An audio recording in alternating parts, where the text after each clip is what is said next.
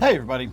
Yesterday I put a sponge filter in my quarantine tank, and the reason I did this was primarily for biological filtration, not so much the mechanical filtration.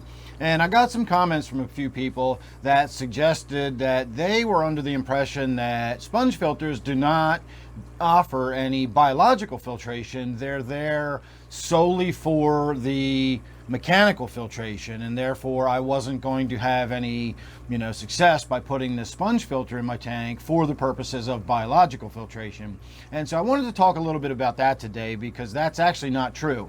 Sponge filters are amazing at biological filtration. That's where they really shine, is the biological filtration. Now, in my experience, they tend to be a little less than desirable on, at least for my standards, when it comes to the mechanical filtration.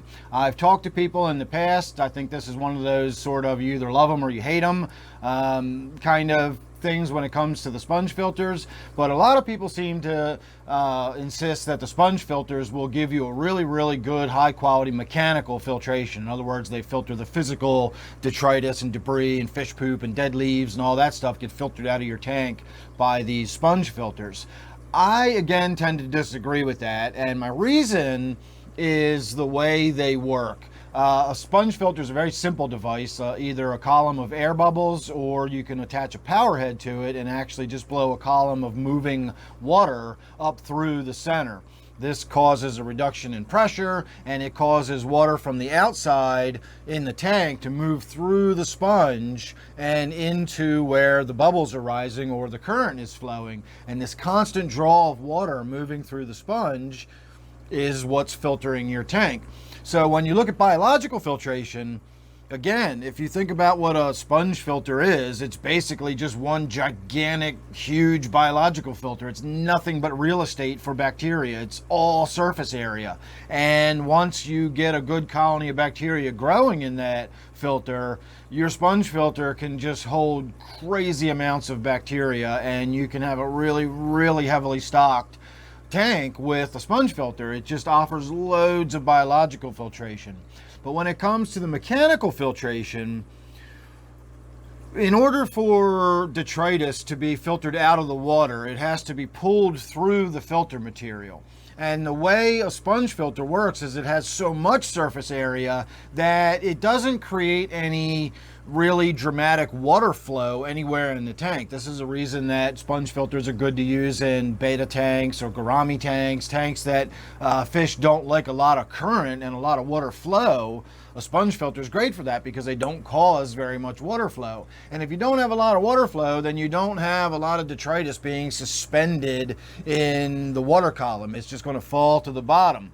And if you got a sponge filter in there, there's nothing sucking that stuff up off the bottom and moving it through the water. So it just falls to the bottom and settles out. The only thing that really gets caught in that sponge filter is the little tiny bits of stuff that stay in the water column. And then that's only if they happen to drift past right where that sponge filter is. It's got a very limited amount of suction.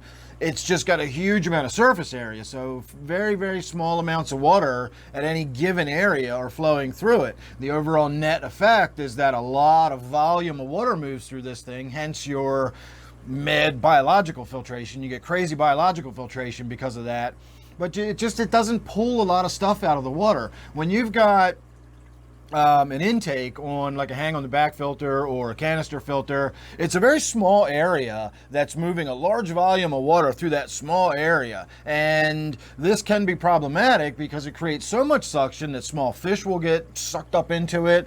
I've had crabs, I've had frogs in the past get stuck to the filter intake because the draw is so hard that they can't free themselves from the amount of suction.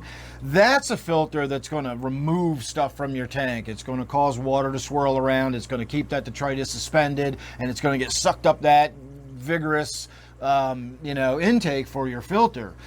The sponge filters just don't function like that. They very slowly draw in. Again, it's a large volume of water, but it's over such a large area that it's just not pulling that stuff through there. Think about if you had a sink full of water that had like clay or mud or something all swirled around and suspended in it.